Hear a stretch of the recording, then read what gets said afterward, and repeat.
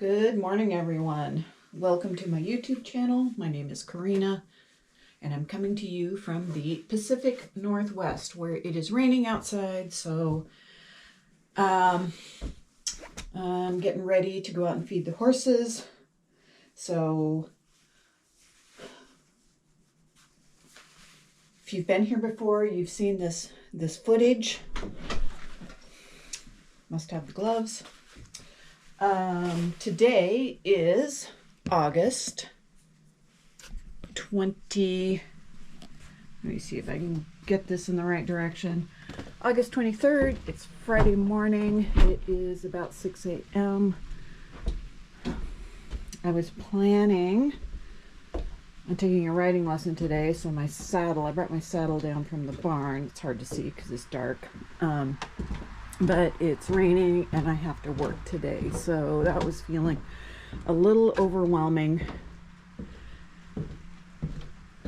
So I decided to cancel my lesson, and the boys are getting a day off. Well, I didn't interrupted my spiel. Oh, let's watch the bunny. You see the bunny? I interrupted my spiel. Pacific Northwest, where I live with my partner, are 2 kitties and the 2 horses that I'm going to feed. What do I have today besides work? I have 2 finished objects for you. So in spite of work, I have managed to knit, and that is awesome. And I'm looking forward to showing that to you. What else do I have? I'll probably think of something. Oh, more bunnies. Oh my goodness. I don't know if you saw that little white tail. The bunny is in the kind of at the roadway there. I'm sure I'll think of something during the knitting portion, but I've had work on my mind a lot lately and just kind of not able to really think that creatively. I will say that the reason I was going to ride Odin today, there goes the bunny, instead of working with Bragi, is that I only had one opportunity to work with them in the trailer, and we didn't lose any ground. We didn't gain any ground either, and my trainer and I have agreed that I will have her come out when I get stuck. So, duck under the fence. I may have other footage to share. I'll have to look through my that bunny. Obviously not completely terrified of me. I'll have some other footage and maybe some photos. I think that bunny's just playing a little game with me. So, lots of bunnies. They don't seem to be terribly afraid of me. I'm not much of a threat, quite honestly. So, the lights are still on in the barn. There are the... Hello, boys. Good morning. There they are in Bragi's stall, finishing dinner from last night. Hi, oh, yeah, you guys get the day off. Are you lucky? Okay, I'm going to get to feeding. I'll talk to you soon. Well, hello again, and welcome to the knitting portion of my podcast. I hope what you notice right away is this finished object. So this is the Backlit Tee by Stephanie Lotvin, who is Telly Bean Knits, and I knitted this in,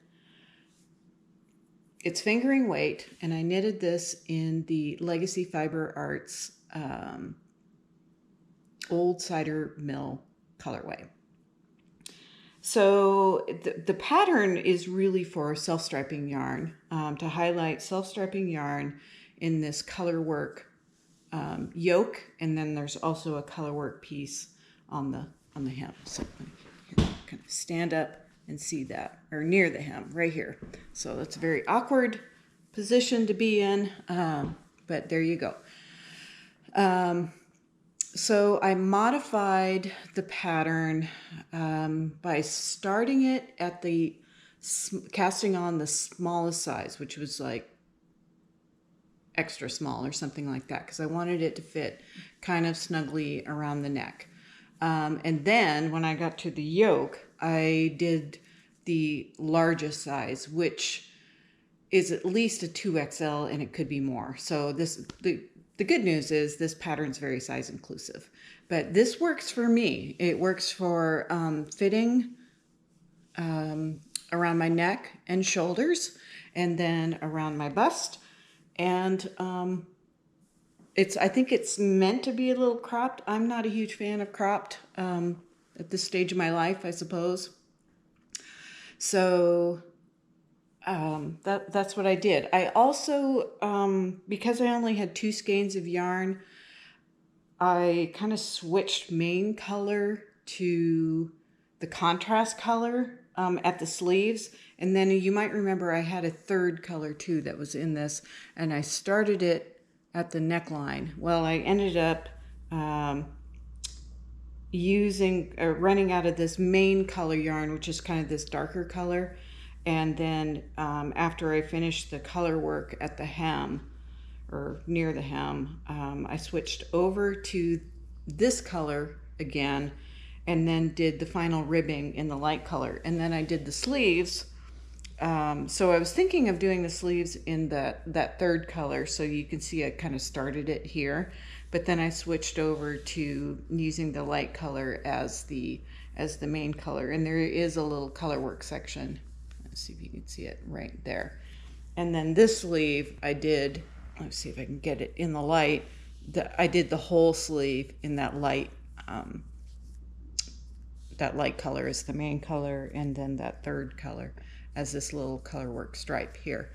So super happy with it.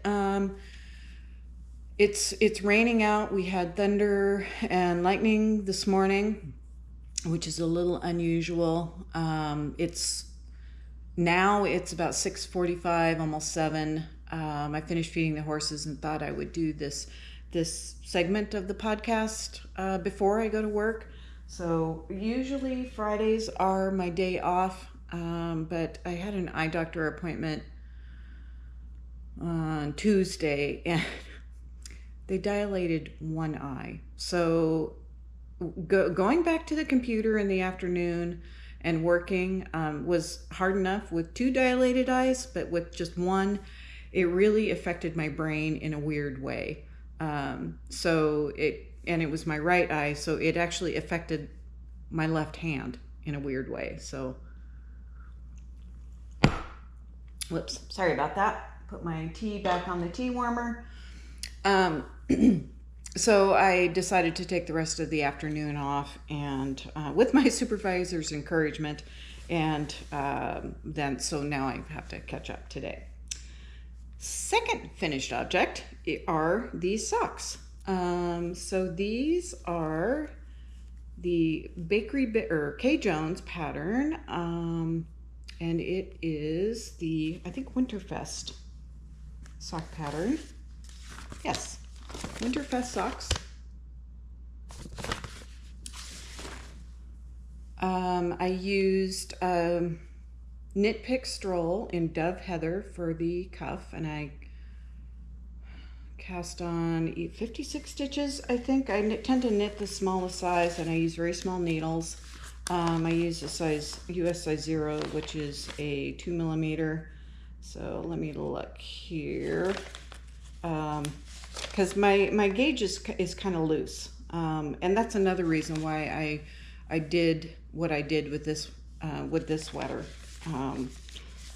Was this knit cast on the smallest size rather than the size that would ordinarily fit me. And by the time, I will say that by the time I finished the section, like the short row section in the back, and then started the yoke, by the time that I did all the increases for the largest size, it really ended up being a nice fit. And this is blocked, and the ends are sewn in, if you can believe that. Back to the socks. Knit Pick Stroll, 56 stitches. I don't recall what this, so let me see, get you back in the light here. Light's weird today. Don't remember what this yarn is that I did for the main pattern. This, the heel I did in, I think it's called Cowl. It's a Finnish wool. with 20% polyamide. Back to the main color, you can see these really pretty kind of stripes, and then I did the toe in Knit Pick Stroll, and I did the cottage toe. I have said before I didn't really care for the cottage toe, but actually I guess I'm getting used to it.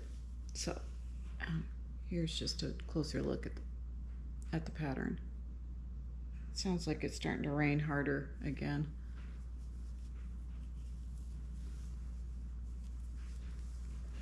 So I don't know, this is probably pair number 6 or 7 for the year. Technically, according to my own personal rules, I can have another cast on. I have 3 whips. One is a new cast on. One I'm pretty sure I've shown you before. 2 I'm pretty sure I've shown you before. So let's just start with those. So I'm making a pair of mitts for Randy. I forgot to mention the bag. So this is a bag made by my mom, garlic print, and it's just a very simple drawstring bag, not lined or anything, so it's just perfect. This bag, also made by my mom, horses, because horses. Also a very simple drawstring bag. So I have made some progress on these.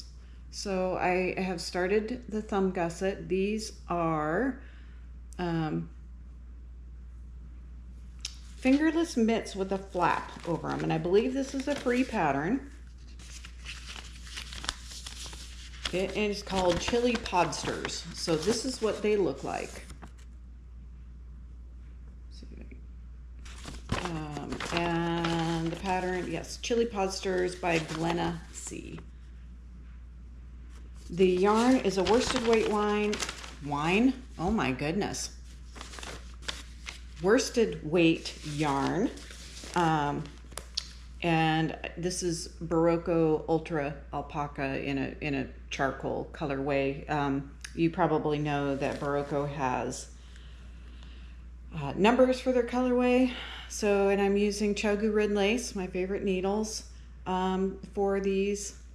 So like I said, I have done the thumb gusset. This is the right hand mitt, and starting on the hand, and then I'll start the, I'm read for far enough down the pattern to figure out what goes next, either the flap that goes over the fingers or the actual fingers. So these are those. So I told Randy I would make these for him for his birthday. His birthday was in April.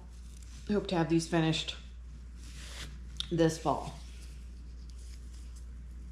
The other whip that I have that you have seen, Scrappy, I decided to engage in Scrappy Sunday. So I am doing another Kay Jones pattern. I think these are the All Is Calm pattern. And I cast on 60 stitches for this. And I am using a mix of scraps. So Chogu Red Lace, size 0 needles. So this main color here is a Freckled Whimsey self-striping yarn. So also my favorite self-striping yarn. I don't remember the colorway. I have like 50 grams left, so this will make 2 socks just fine. I'm gonna use this for the heels, this kind of lemony yellow. I think this will go nicely. This came from a row 1 mini set. I was getting those for a while. And then the other scraps are just this little bit. This is part of the cuff that I'm doing. But really most of the sock is going to be in the Freckled Whimsey. So I don't have any other scraps to show you. And of course I have plenty of scraps that I can incorporate into this if I need to. But I really like this pattern. I think I made I want to say the Fairground socks, another Kay Jones pattern out of this skein of yarn originally. So another bag made by my mom. This is a much more high effort bag. It's quilted. and it is lined, has a pocket in there, it has a zipper, and a nice little handle. So I use this bag all the time. I think I complained about getting yarn stuck in the zipper one too many times, so that's when she started making the drawstring very simple bags. So new cast on. So this is a bag that it's just a canvas bag. This is City of Thousand Oaks, which is in California, Southern California, kind of maybe northwest of Los Angeles. So I lived down there in the early 2000s when I worked for the Park Service. And I think I've mentioned in other episodes that after college, I was a wildland firefighter for 10 years.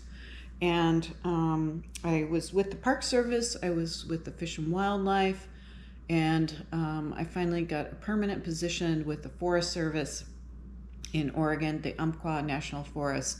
And then I went back to the Park Service and worked at Redwood National Park for a couple years, and then went to Santa Monica Mountains National Recreation Area, and the headquarters for that is in Thousand Oaks, California.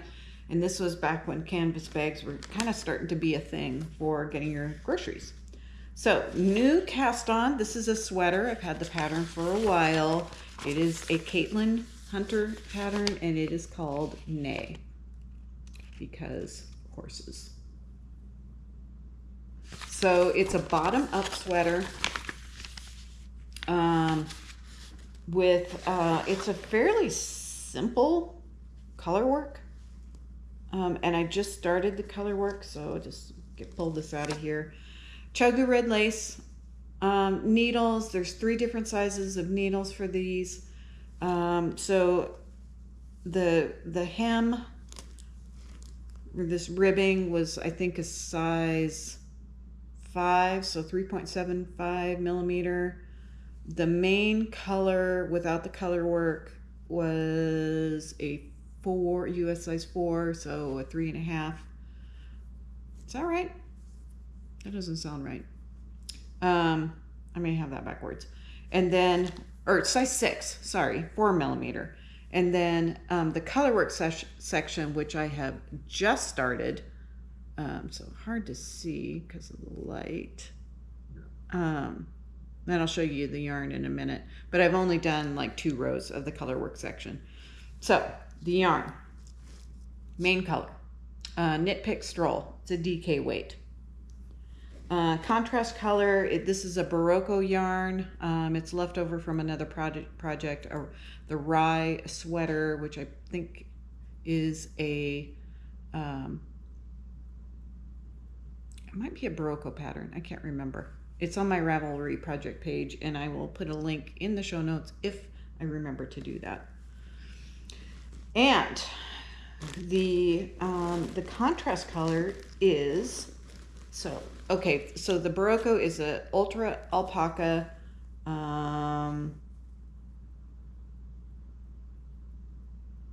it looks like it's 9 inches per inch, 9 stitches per inch. So I think that's a DK weight. And then, so what's interesting is the contrast color is this Spin Cycle Dream State. It's expensive yarn. It's dyed. Their shop is in Bellingham, which is not too far from here. It says it is worsted weight. However, there are 150 yards per this skein, which I have been looking for the weight of the skein, and of course I could weigh it, but I do not see it. I think this is a 50-gram skein. So to me, that is going to work out more like a DK weight, which is why I included that. So here are, so I think I said this was a Knit Picks. Here it is. So this is Knit Picks. Apologize. Swish. Okay. So here are the 3 colors together. So let me put it more like this, because this is the cuff, This is the main color, and then this is the contrast color. So I think it's going to be very pretty. And I am just really hoping that I think this is going to fit very nicely. So I'm using the recommended needle size. The larger needle size for color work is optional, but I have found that that's a good idea in a lot of cases. This one, you should have seen it when it first came off the needles. It was really kind of, let me just say that blocking improved it greatly. And I expect the same with this sweater as well. I have worked on a Caitlin Hunter color work pattern, Ghost Horses. I have tried to knit that 3 times. And the first time I was very new at color work, so I picked colors that didn't contrast enough. So pardon me for a minute, I'm gonna move this coaster because it's hot on the warmer. In fact, I'm gonna put the coaster on my lap. So I have ripped out that sweater, the Ghost Horses, 3 times. And I can't remember what happened. I know I started it a second time, didn't get very far, ripped it out and started again. I knitted it, at least the body all the way through. I didn't do the sleeves, and it was just too small, and I just did not feel like blocking it was going to help it. And I used the wrong weight of yarn. So I've learned a lot about color work since then, and I feel like I've become a lot more successful, and I think this sweater is adequate proof that it is. So I look forward to, and also I did the Riverside sweater, which is a free pattern, I think. And if you watch my episodes earlier in the year, you will have seen that, and that's a color work sweater that turned out great.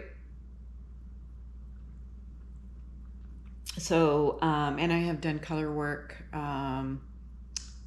cowls, mostly by Pacific Co. Knits. She's a local to me designer. She's out of Seattle. What else do I want to say? I think that's it for the knitting part. I said I would do a little philosophizing, although frankly, I'm kind of anxious to get to work because I have some high priority projects that I need to work on, and I would like to only work until about noon and then get back to knitting for the afternoon, because it's supposed to be rainy today and tomorrow, and then maybe nice again Sunday. So hopefully I'll get out and ride on Sunday. I rode my bike yesterday. Right after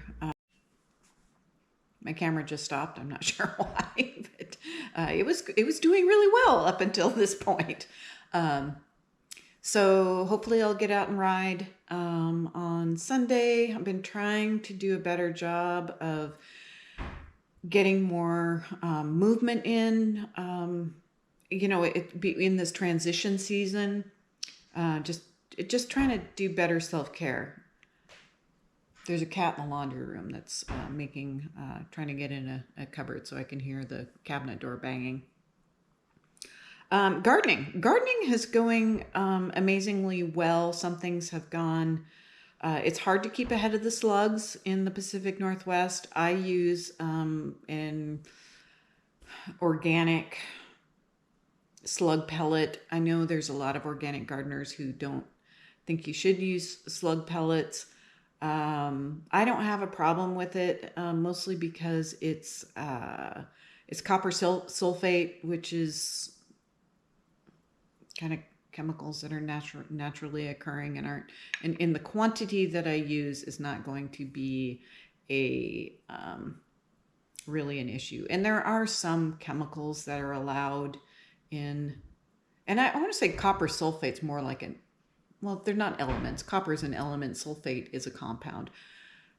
Don't let me go into the weeds about chemistry. So all that to say, I do use slug pellets because I have found it to be the most effective. And, you know, what I try to do is I try to have starts, put them in the ground when they are going to survive any slug damage. I did put some starts out sooner than they were ready for, so I've been really trying to baby them along and hopefully they survive. The bunnies, you saw the bunnies on the walk out to the barn. Bunnies apparently like beet greens, so I'm not sure I'm going to get any beets this year, or at least not until later.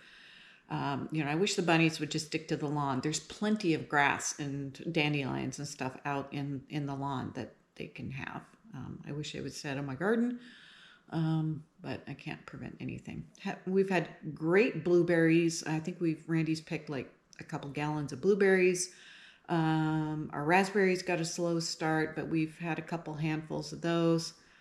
Chives have been great. Rhubarb has been nuts.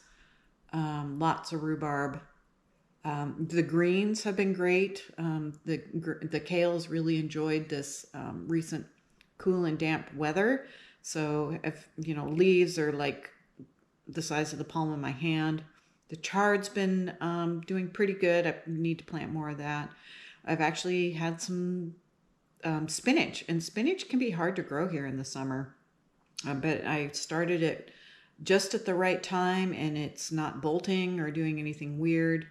I'm getting a lot of radish greens. I'm not getting radish bulbs, I guess. Is that what you call them? Yet. Radishes are hard to grow here in the summer. They're much better in the fall or when it's fallish weather. Lettuce, I've had a pretty good crop of lettuce throughout the summer. I'm still getting peas. Beans can be kind of hard. The bunnies like beans. I've had one successful bean plant, and I had one that I think survived the bunnies that's hiding under a zucchini. The zucchini's finally coming, getting some fruit from that. And, oh, cucumbers. I don't have any cucumbers yet, but I started, oh gosh, I planted like 16 cucumber seeds in these little plug trays, and all of them germinated. So could have a lot of cucumbers this fall. Tomatoes, late start. There's still a lot of green tomatoes. We haven't harvested any yet, but hope to have some great tomatoes. Basil finally started growing. Here it is, August 23rd. And what else have we been eating? Oh, had a lot of potatoes. I harvested a potato yesterday that was about, you know, two fist size. So we had that for dinner last night with some of the greens.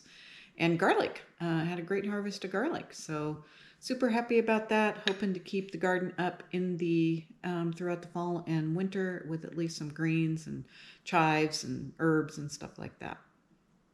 That's all I have. I need to get some breakfast going so that I can get to work. So have a great week, everyone, and I'll talk to you next time.